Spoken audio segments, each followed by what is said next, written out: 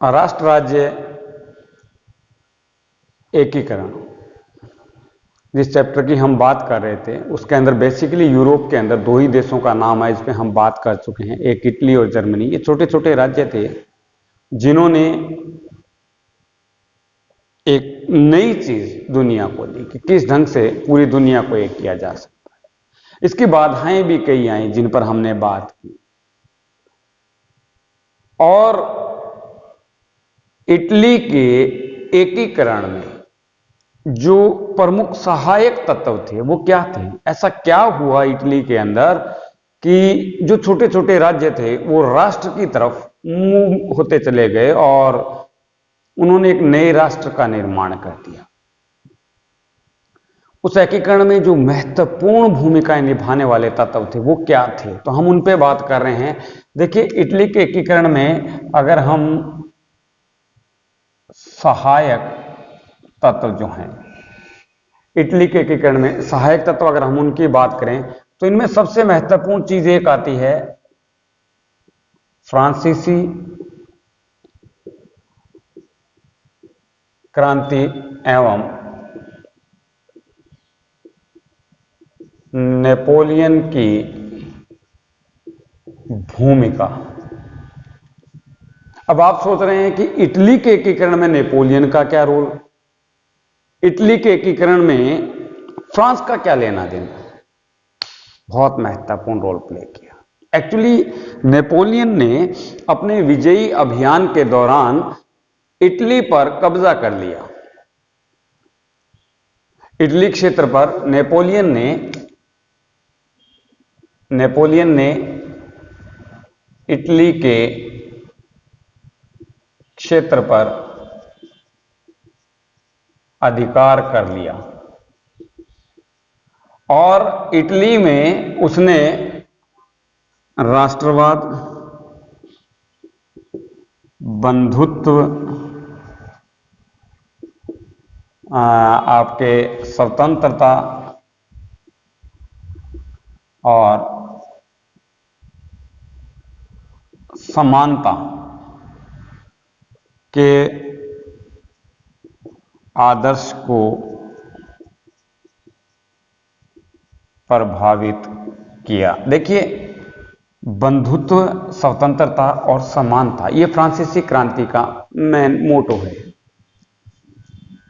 दुनिया की पहली क्रांति जिसने पूरे विश्व को बंधुत्व, स्वतंत्रता और समानता का एक नारा दिया, और यही जो आदर्श है उसने इटली के एकीकरण को प्रभावित किया, क्योंकि इसने वहां पर अधिक क्षेत्र पर अधिकार करके इटली पर, और वहां पर जो अधिकार था, प्रभुत्व था ऑस्ट्रिया का, नेपोलियन ने ऑस्ट्रिया को बाहर कर दिया। इसने ऑस्ट्रिया को बाहर कर दिया और वहां पर गणतंत्र की स्थापना की।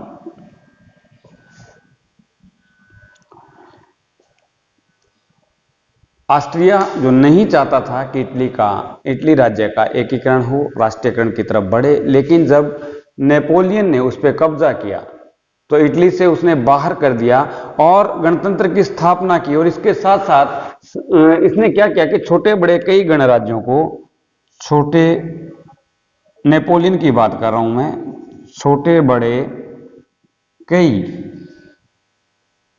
राज्यों को 3 भागों में विभाजित कर दिया। यानी कि इसने उन सबको जोड़कर, छोटे छोटे जो राज्य थे उन सबको इकट्ठा कर दिया और तीन राज्यों में इसने बदल दिया और सभी के अंदर गणतंत्र का नियम लागू कर दिया। और दूसरा सबसे बड़ी बात यह थी कि इसने शासन करने की दृष्टि से गणतंत्र को लागू करते हुए पूरे इटली में एक ही, सबसे महत्वपूर्ण बात यह थी कि पूरे इटली में एक ही तरह के कानून को लागू किया। ये बहुत बड़ी बात रही, यानी कि पूरे इटली में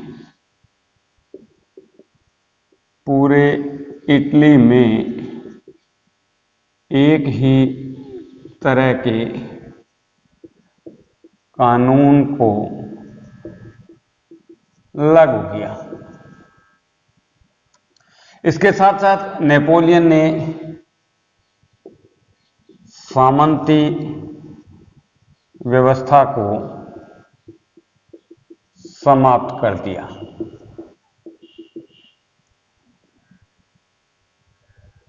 इन घटनाओं के कारण इटली के जो गौरवपूर्ण अतीत था, इस कारण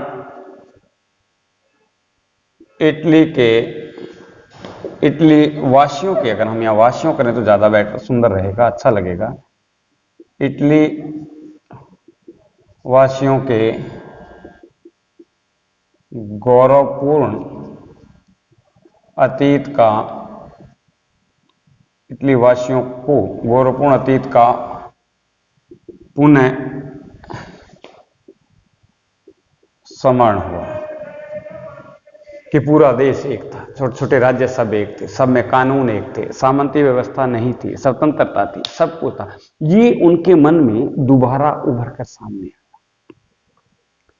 लेकिन समस्या क्या हुई कि नेपोलियन ने एक बहुत बड़ी गलती की। नेपोलियन ने सबसे बड़ी गलती ये की कि उसने नेपोलियन ने इटली को उपनिवेश के रूप में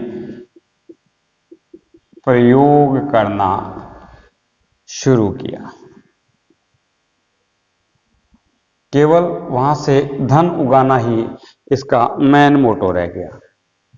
जैसा कि ब्रिटेन ने अपने जीते हुए क्षेत्रों को, जैसे भारत है, भारत को एक उपनिवेश के रूप में लागू किया, तो भारत में भी स्वतंत्र होने के लिए क्रांतियां शुरू हो गई और 1947 में देश आजाद हुआ। सेम वही स्थिति इटली में हो गई। उसने भी इसको एक उपनिवेश के रूप में, जहां केवल निवेश करना था और प्रॉफिट लेना था, इसमें इसका प्रयोग करना शुरू कर दिया। इस कारण इटली वासियों के अंदर सबसे बड़ी बात यह थी, आत्मसम्मान की भावना जागृत हुई। इटली वासियों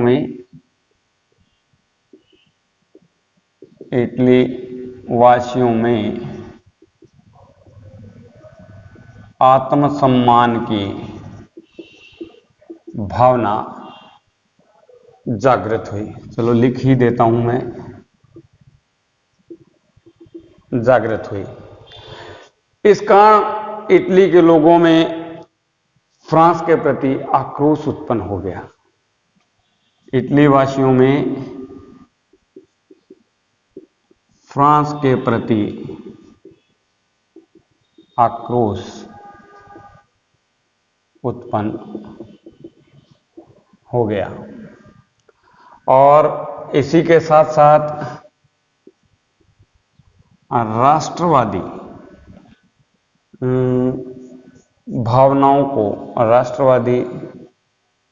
भावनाओं को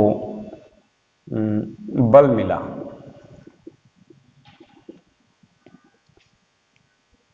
इटली के करण में इसीलिए कहा जाता है कि नेपोलियन ने जो राष्ट्रवाद का एक पौधा इटलियों वासियों के मन में जो पैदा किया, वो बाद में अपनी पूर्णता को पहुंचा। और इतिहासकार ऐसा मानते हैं कि इटली में राष्ट्रवाद का जन्मदाता नेपोलियन ही था। उसी ने ही राष्ट्रवाद की नींव रखी। ऐसा नहीं है कि केवल नेपोलियन की वजह से ही हुआ, बहुत से ऐसे लीडर्स वहां पे पैदा हुए जो खुद चाहते थे कि ऑस्ट्रिया के बाद इटली में एकीकरण हो, इटली एक हो।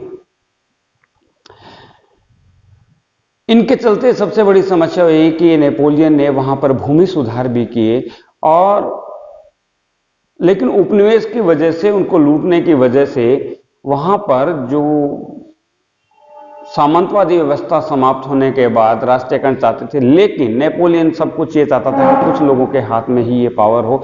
लेकिन वहां पर कुछ ऐसे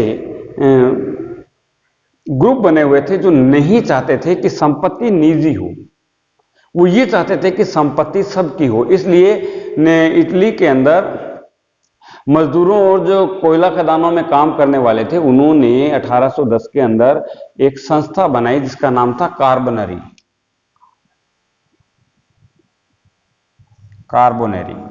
1810 में ये संस्था बनाई और अगले 20 सालों के अंदर ही ये पूरे इटली में फैल गई मजदूर वर्ग के अंदर।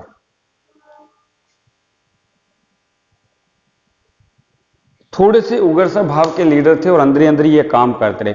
वहीं पर यहां पर कुछ उदारवादी ताकतें भी अपना रोल प्ले कर रही थी। वो भी चाहते थे कि यहां पर उदार गणतंत्र स्थापित हो और उदारवादी विचारधारा का जन्म हुआ। सबसे बड़ी बात यह थी कि सिसिली और सार्डिनिया